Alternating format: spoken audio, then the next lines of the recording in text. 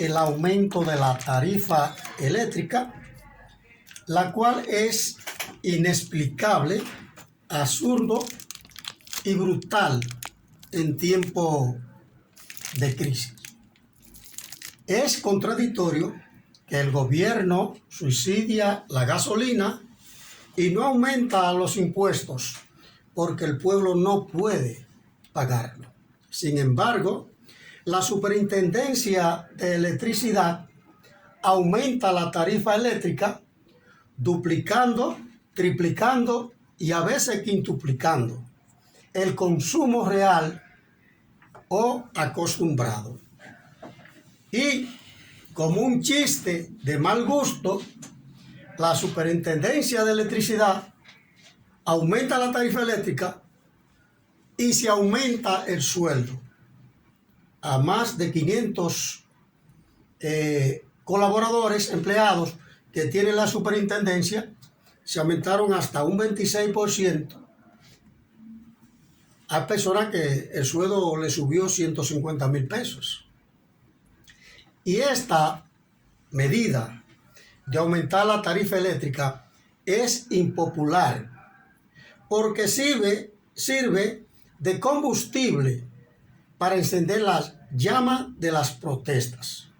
Un ingrediente que aumenta el alto costo de los servicios de la canasta familiar y otros renglones. Esto implica un alto costo político para el presidente Luis Abinader. Para no sobrecargar a la población, los gobernantes, no solamente Abinader, sino los que le han antecedido, han venido subsidiando el costo de los combustibles desde hace años.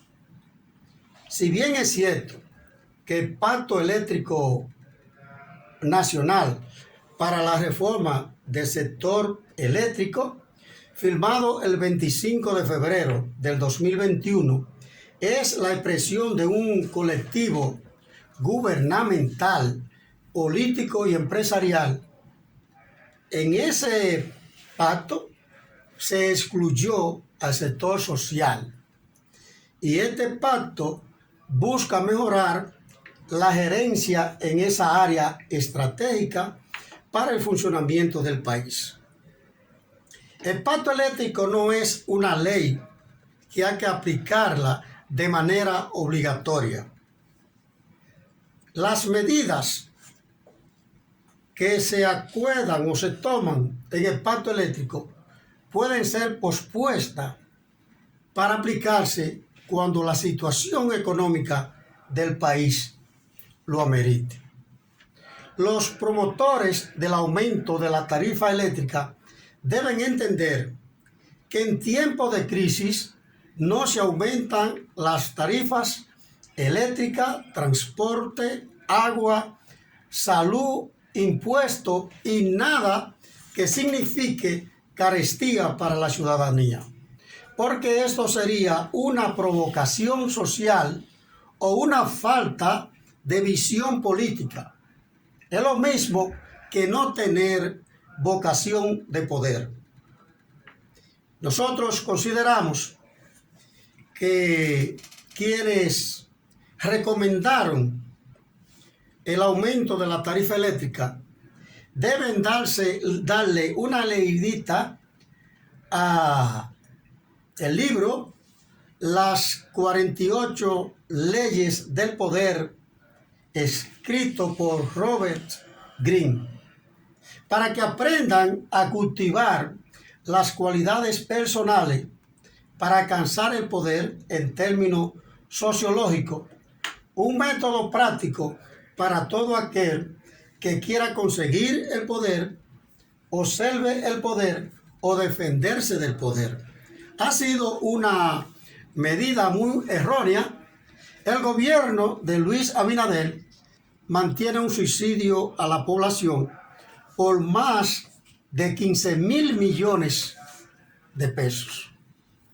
En la pobreza que han caído muchos dominicanos como consecuencia de la pandemia, la corrupción en la administración pública, porque como consecuencia de la corrupción, muchos dominicanos nos hemos empobrecido, no tenemos la calidad de vida necesaria y hay otro agravante que es la inflación, donde no existe un control de precios y usted va a cualquier negocio y de un negocio a otro a una diferencia de 10, 50, 100 pesos.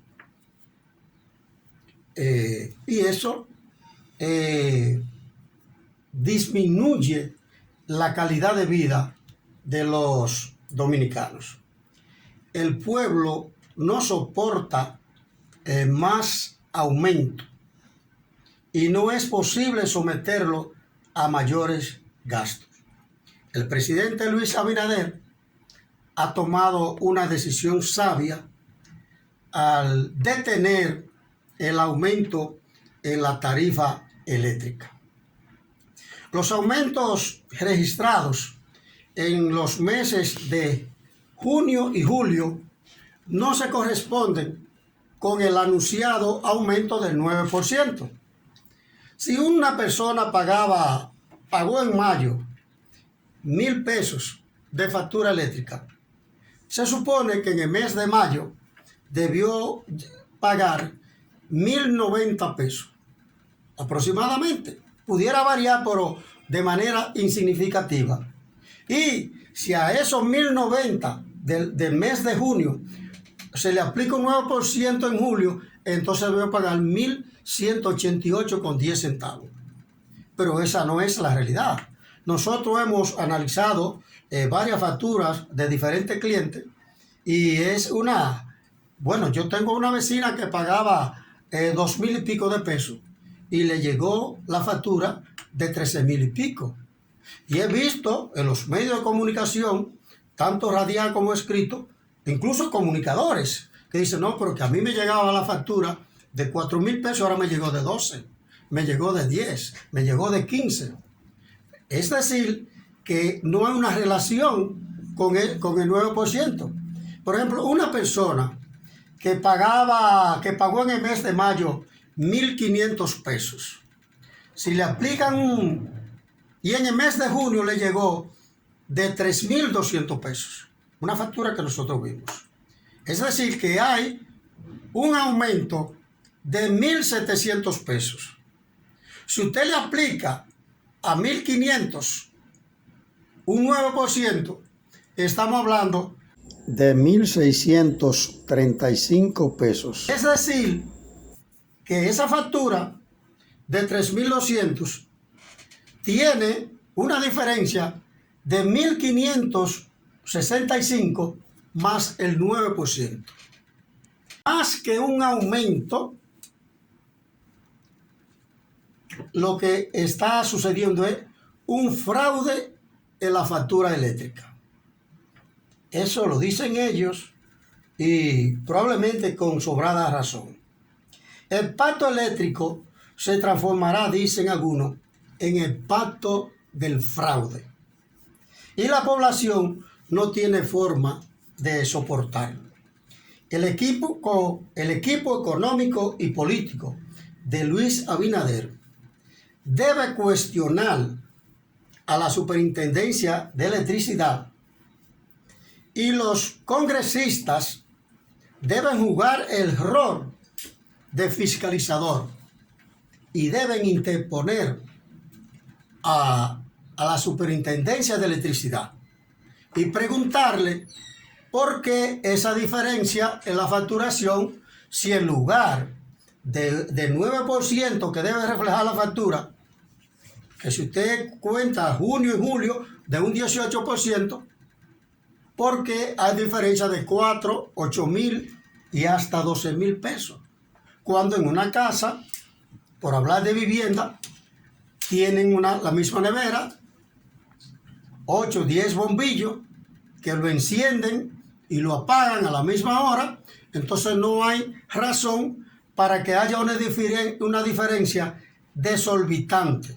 Ahora, nosotros analizamos 3 facturas, una que pagaba, que en el mes de mayo pagó 1.059 pesos, y en el mes de junio llegó de 1.129, y en el mes de julio llegó de 1.356. Ahí más o menos se aplicó el 9% de aumento, pero en la mayoría de los casos, más que un aumento, como dicen algunos usuarios, lo que hay es un fraude en la facturación. El Ministerio de Energía y Minas ha anunciado que hay un déficit. Las EDES tienen un déficit los primeros de enero, el periodo comprendido de enero a abril de 2022, de unos 258.7 millones de dólares. ¿Y qué es lo que sucede? Que las distribuidoras le compran energía a las generadoras, y parte de esa energía es regalada a las grandes plazas comerciales, a las grandes empresas y muchos barrios, muchos sectores que hay en el país que no pagan energía eléctrica. Son usuarios, pero son consumidores, pero no son usuarios del servicio eléctrico porque no tienen contrato. Y no es una situación de gobierno de Abinader. Es una situación que se ha acentuado del 2004 hacia acá, porque comprar energía para regalársela a muchos dominicanos, eso es un capital político que eventualmente le garantiza a los gobernantes la estadía en el poder. La Superintendencia de Electricidad sabe de esa situación. Sin embargo, nunca se ha hecho nada por frenar esa acción. Entonces, ¿qué es lo que hacen las distribuidoras? Las distribuidoras compran la energía, regalan una parte, y a los que pagamos la energía eléctrica, entonces quieren cobrarnos la energía que no pagan o que se les onera en subsidio a muchas grandes empresas y a esos sectores populares que no pagan energía eléctrica. Y la situación de la EDES es grave. Edenorte, según el ministro de Energía y Minas, tuvo un déficit de enero al mes de abril de 2022 de 64.4 millones de dólares. Edesur tuvo un déficit de 59.4 millones de dólares. Y Edeste de 134.9 millones de dólares. Pero solamente en el sector público suceden situaciones como esa. Porque no es verdad que en ninguna empresa del sector privado usted va a tener un gerente donde mes tras mes esté operando con déficit. Y dirá mucho, bueno, pero no es culpa del gerente, sino culpa del sistema, porque hay energía que se regala, quizás a los que menos tienen, pero hay una situación. Según ese informe del ministro de Energía y Minas, por ejemplo, de Norte, a mí tenía esos datos y se me extraviaron, que compró 1.557 y tanto gigavatios, factura 1.200 y pico, factura menos que lo que le compra la generadora. Por ejemplo, le compran 1.500 a los generadores y facturan, por ejemplo, 1.250. Hay 250 gigavatios que se compran, pero no se facturan. Y eso pasa en las 3 distribuidoras, no solamente en Edenorte. Pero más grave aún, facturan 1.250, por ejemplo, y cobran 1.125. Por ejemplo, el caso de Edeste, que compró 1.700 y tantos gigavatios, facturó como 1.100 y tanto, y cobró de esos 1.000 y pico de gigavatios que compró, solamente cobró 800 y algo. O sea, que hay una ineficiencia en cuanto al cobro, en cuanto a la administración. Sin embargo, los sueldos están por la nube. Es una situación muy lastimosa, y la Superintendencia de Electricidad ha querido transferirle para aparentemente recuperar parte de ese déficit, aumentando la tarifa eléctrica.